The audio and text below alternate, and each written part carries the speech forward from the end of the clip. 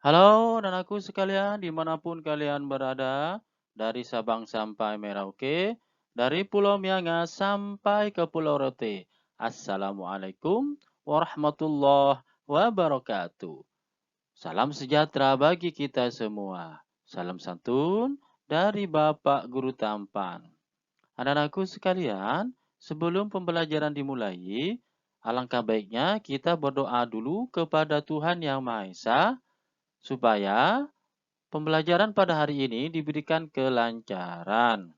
Mari anakku sekalian, silakan kalian berdoa menurut kepercayaan kalian masing-masing.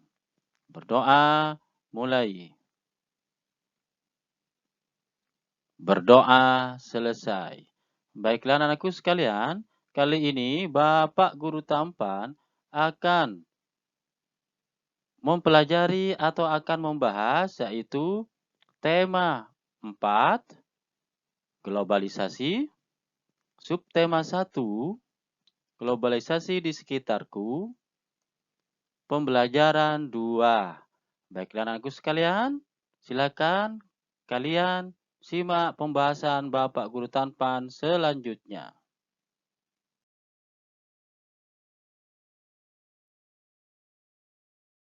Hani, anak seorang pengrajin batik.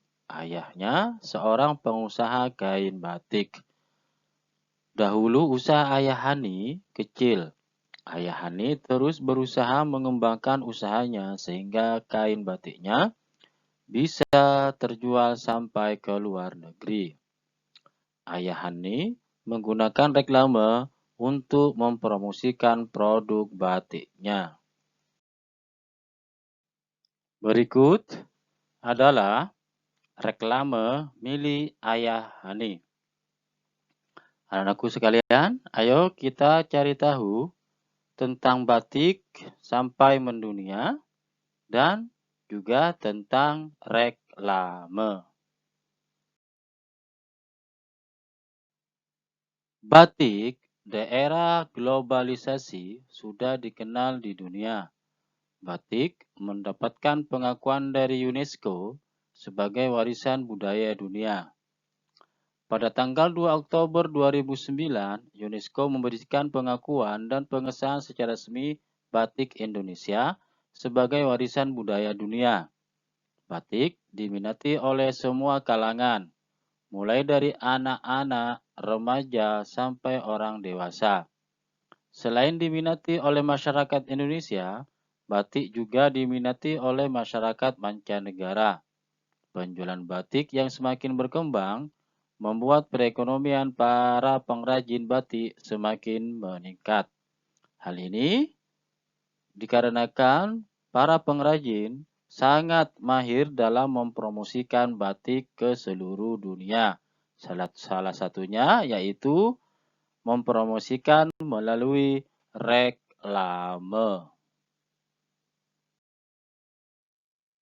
Reklame adalah media yang digunakan untuk menawarkan suatu produk atau jasa kepada masyarakat. Reklame biasanya tersusun dari kata-kata serta gambar yang menarik dan mencolok.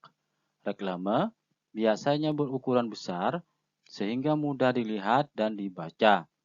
Selain untuk menawarkan barang, reklame digunakan untuk menginformasikan, mengajak, dan menganjurkan suatu produk atau jasa kepada orang lain. Adapun reklame yang baik mempunyai ciri-ciri sebagai berikut. 1. Persuasif atau bersifat membujuk. 2. Ukuran huruf mudah dibaca. 3. Slogan mudah diingat. 4. Gambar dan desain menarik. 5. Tata letak tulisan dan gambar rapi.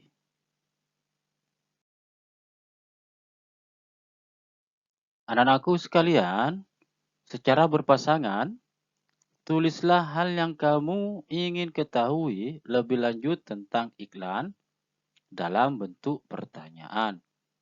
Tulislah pertanyaan sebanyak-banyaknya di kolom berikut.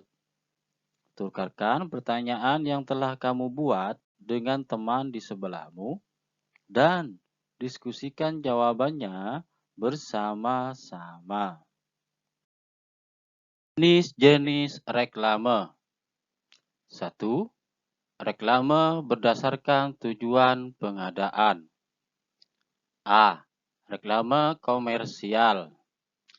Reklame komersial adalah reklame yang digunakan untuk menawarkan suatu produk. Berikut contoh reklame komersial.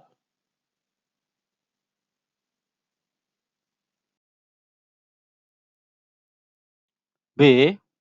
Reklame non-komersial. Reklame non-komersial adalah reklame yang digunakan menyampaikan pesan kepada masyarakat. Berikut contoh reklame non-komersial.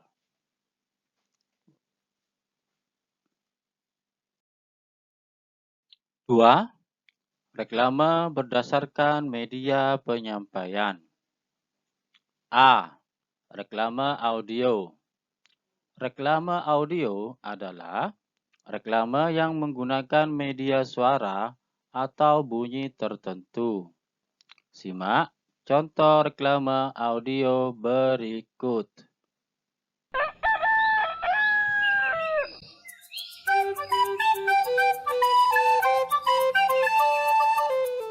Belajarnya kok nggak semangat? Tugas latihan ini sulit sekali, Bu. Sepertinya rumah juara bisa membantumu, Nak. Rumah juara? Apa itu, Bu? Rumah juara itu media pembelajaran yang akan membantumu memahami materi dengan lebih mudah. Wow, beneran? Lihat dong, Bu. Nah, ini, Nak.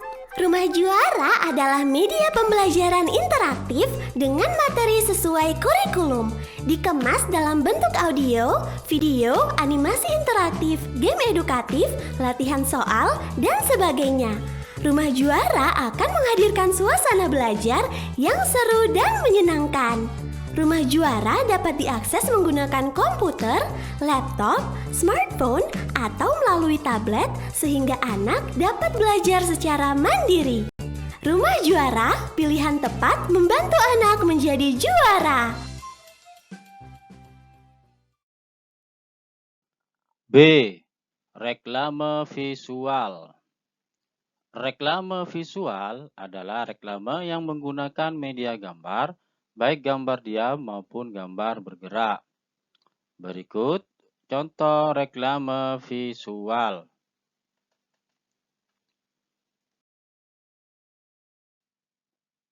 C. Reklame audiovisual. Reklame audiovisual adalah reklame yang menggunakan media gabungan antara audio dan visual. Berikut contoh reklame audiovisual. Aduh Bu, susah sekali menyuruh anak saya untuk belajar. Iya sama, anak saya lebih banyak bermain gadget daripada membaca buku loh. Memotivasi anak untuk belajar memang sangat sulit, tetapi dengan Rumah Juara mengajak anak belajar menjadi sangat mudah dan menyenangkan. Rumah Juara? Apa itu Bu? Rumah Juara merupakan produk media pembelajaran interaktif yang materinya disesuaikan dengan kurikulum, dikemas dalam bentuk audio, video, animasi interaktif, game edukatif, latihan soal, dan sebagainya. Bisa diakses menggunakan komputer atau laptop, smartphone, atau melalui tablet. Pilihan tepat untuk membantu anak belajar secara mandiri. Oh begitu ya Bu, pasti mahal ya? Nggak mahal, Bu. Ibu coba saja deh, pasti puas. Wah, kita juga harus berlangganan Rumah Juara nih, supaya anak-anak kita menjadi juara. Coba kamu kelompokkan gambar-gambar berikut. Mana yang termasuk reklame dan mana yang bukan reklame.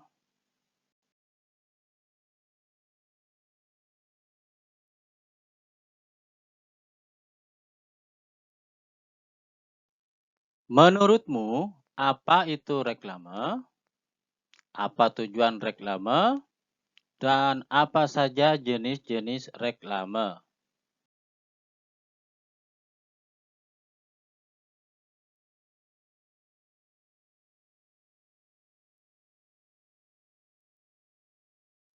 Apa ciri-ciri reklame yang baik?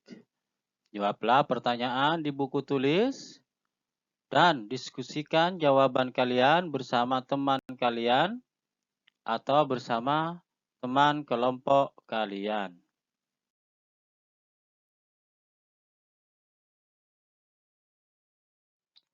Hal-hal yang perlu diperhatikan dalam membuat reklame adalah sebagai berikut. 1. Slogan jelas dan mudah dimengerti. 2. Bahasa baik dan menarik dengan ukuran huruf yang sesuai. 3. Ilustrasi menarik dan mudah diingat. 4. Tata letak gambar dan tulisan baik. Sekitarmu, tulislah reklame yang pernah kamu temui. Berilah pendapatmu pada reklame tersebut sudah dikatakan baik. Silakan kalian isi tabel berikut.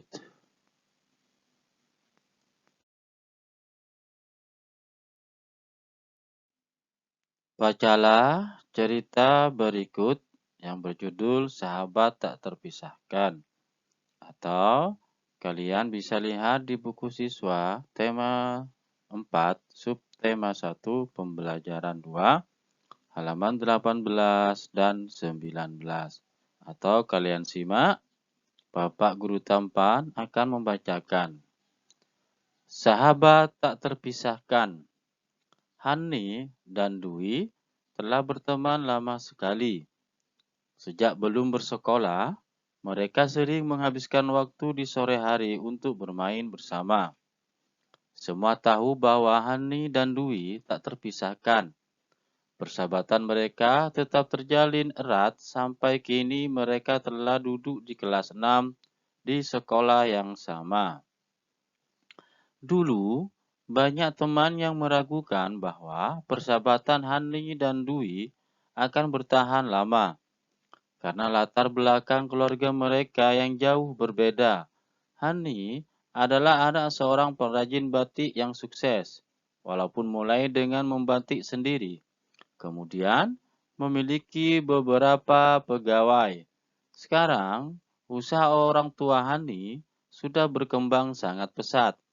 Mereka sudah memiliki beberapa cabang toko batik di kota untuk memasarkan batik karya mereka. Pegawainya juga semakin banyak, sementara Dwi adalah anak seorang penjual kue yang sederhana. Ketika kecil dulu, tiap sore Dwi ikut ibunya menjajakan kue kepada para pekerja di pendopo batik milik orang tua Hani. Di sanalah Hani berkenalan dengan Dwi. Waktu kecil dulu, mereka sangat menikmati saat-saat itu. Namanya anak-anak, perbedaan latar belakang pun tak dirisaukan. Permainan mereka tetap saja asyik. Petak umpet, petak jongkok, rumah-rumahan, atau masak-masakan. Tetapi, yang membuat persahabatan mereka bertahan lama adalah sikap Hani dan Dwi yang saling menghargai satu sama lain. Hani tidak pernah menganggap dirinya berbeda dengan Dwi. Bukan hanya Dwi yang bermain ke pendopo batik Hani, tetapi Hani pun tak sungkan bermain ke rumah sederhana milik keluarga Dwi. Ia malah menikmati makan siang atau makan jajanan sore di rumah Dwi. Memang Ibu Dwi pandai memasak, namanya juga penjajah kue. Pasti pandai juga membuat aneka masakan. Hani justru senang dengan kedekatan dan kesederhanaan suasana di keluarga Dwi. Acara makan bersama yang selalu ramai penuh cerita, karena semua hadir dengan kisah masing-masing. Sebaliknya, ketika Dwi bermain ke rumah Hani, tidak dirasanya hinder sedikit pun. Ayah dan ibu Hani tidak pernah juga memperlakukan Dwi super istimewa karena Dwi anak penjajah kue. Santai saja Dwi baca koleksi buku cerita Hani di kamarnya ketika Hani sedang melakukan hal yang lain. Kadang-kadang Dwi pun ikut membantu ketika Hani harus lipat batik dan memasukkannya ke dalam plastik sebelum siap dikirim ke toko. Dwi kagum dengan Hani dan keluarganya. Walaupun punya banyak pegawai, Hani dan saudara-saudaranya tetap terlibat untuk membantu usaha orang tuanya, membantu sesuai usia dan kemampuan. Terlihat bahwa mereka meraih sukses memang karena kerja keras. Begitulah sahabat, tak ada kata-kata yang perlu diucapkan untuk menyatakan sayang pada sahabat. Hanya diperlukan sikap yang tulus, tak pandang perbedaan, saling menghargai dan saling belajar. Rasa sayang yang tulus pada sahabat akan membentuk pertemanan yang indah dan tak terpisahkan.